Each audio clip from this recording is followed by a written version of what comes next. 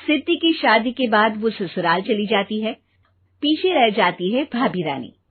सिद्धि के ससुराल जाते ही भाभी कहती है, अरे वाह जी वाह, सारे कपड़े मेरे। हाय रे पैंट, अरे वाह वाह, मजा आ जाएगा। अरे ये सिद्धि की अलमारी के सामने खड़े होकर क्या बड़बड़ा रही है?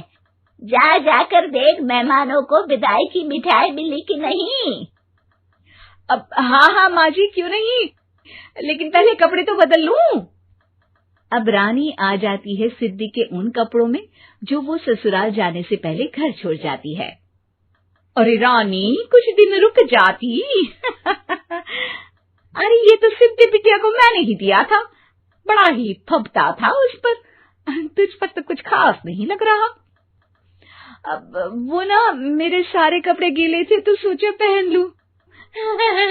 वैसे भी सिद्धि को कौन सा भी पुराने आउटडेटेड कपड़ों को पहनना है। वैसे भी ये सूट तो मैंने तभी पहना था, वैसे खास है भी नहीं ये। हाँ ठीक है, लेकिन ना मेरी सिद्धि पर तो जमता था।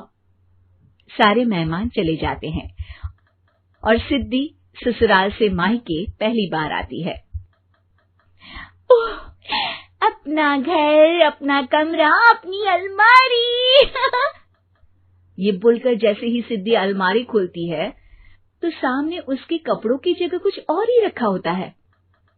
माँ, जरा कमरे में तो आना। सास और रानी वहां पहुंच जाते हैं। रानी ने पहनी होती है सिद्धि की जींस और टी शर्ट। अरे भाभी, ये क्या? ये तो मेरी बड़ी ही महंगी टी शर्ट है, इसे आपने घर में क्यों पहनी है? अरे बहुत मिलती है दीदी ये चौक की मार्केट में, 150 में। ओ भाभी प्लीज, ये एरोपोस्टल है, 2000 की एक टी शर्ट। ओहो, 2000 में तो दीदी 4 साड़ी आ जाए। अब क्या बोलूं? भाभी, ये मेरी अलमारी में छोटू के कपड़े, तो मेरे कपड़े कहाँ हैं? मेरी अलमारी में? अब दीदी आपको कौन से पुराने कपड़े पहनने थे? माना भाभी, लेकिन मैं जब घर आती तो यही सब पहनती ना। अरे तुम तो बड़ी कंजूस हो दीदी। खैर, वक्त आता है जब सिद्धि ससुराल के लिए रवाना हो रही होती है। अरे रानी, अंदर से सिद्धि का गिफ्ट ले आ, लड़की पहली बार ससुराल से मायके आई है। रानी अंदर जाती है और एक सिंपल सी साड़ी लेकर बाहर आ जाती है। ये लीजिए माँ जी।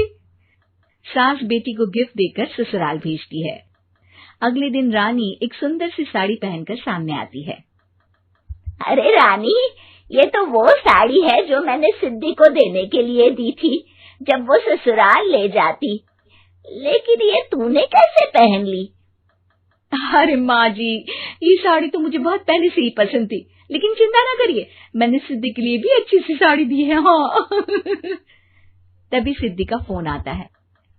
क्या माँ, कुछ अच्छा तो दिया होता ससुराल ले जाने के लिए। अरे पहले दिखा दिया होता। ये चमकते हुए पैकेट में नौकरानी वाली साड़ी मत दिया करो माँ। अरे बेटे, वो तेरी भाभी ने ना गलती से उससे पैकेट बदल गया। हाँ, मैं कल ही तेरे भाई के हाथ से तेरा वाला पैकेट भेज दूंगी। अरे रहने दो माँ, आई एम श्योर भाभी ने अभी वही साड़ी पहनी होगी जो तुमने मेरे लिए रखी थी। तुम तो समझ नहीं पाई उनको। खैर छोड़ो, मैं ज्यादा बोलती अच्छी नहीं लगती, रहने दो, आपको उन्हीं के साथ रहना है, फिर बात करेंगे। सास को रानी पर गुस्सा आ जाता है। वो उसके कमरे में जाती है जहाँ वो शादी का एल्बम देख रही होती है। रानी, मार्केट जाकर एक ऐसी ही साड़ी लेकर आ, कल प्रतीक जाकर सिद्धि के घर दे आएगा। अरे क्यों माँ जी, कितनी साड़ी देनी है दीदी को? यहाँ कोई सेल लगी है क्या? अरे चुप कर, मेरे बेटी के हिस्से की साड़ी खुद पहन ली, अब ज्यादा ज्ञान बांट रही है। एक दिन सिद्धि का फोन आता है। माँ, मेरी सास ने आप सबको खाने पर बुलाया है। सारे लोग सिद्धि के ससुराल पहुंचते हैं। खाना खाकर वो लोग निकल रहे होते हैं कि सिद्धि की सास सभी को गिफ्ट देती है। अरे बहन जी, बेटी के घर का खाना खा लिया, यही बहुत है जो आप ऊपर से गिफ्ट भी दे रही है। अरे बहन जी, आप भी कहाँ इन बातों पर विश्वास कर रही हैं। सास सभी को गिफ्ट देती है, लेकिन रानी को जो साड़ी देती है वो अजीब सी हरे रंग की लाल रंग के बड़ी छाप वाली होती है। अरे छी, ये कौन पहनेगा? सासू माँ को तो जरी वाली इतनी सुंदर, और मेरे लिए ये नौकरानी वाली।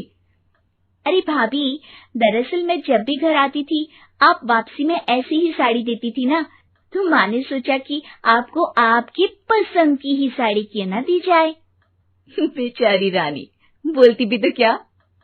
सिद्धि और सास रानी का चेहरा देखकर हंसने लगती है, तो रानी समझ जाती है कि अपने ही बिछाए जाल में वो फंस चुकी है।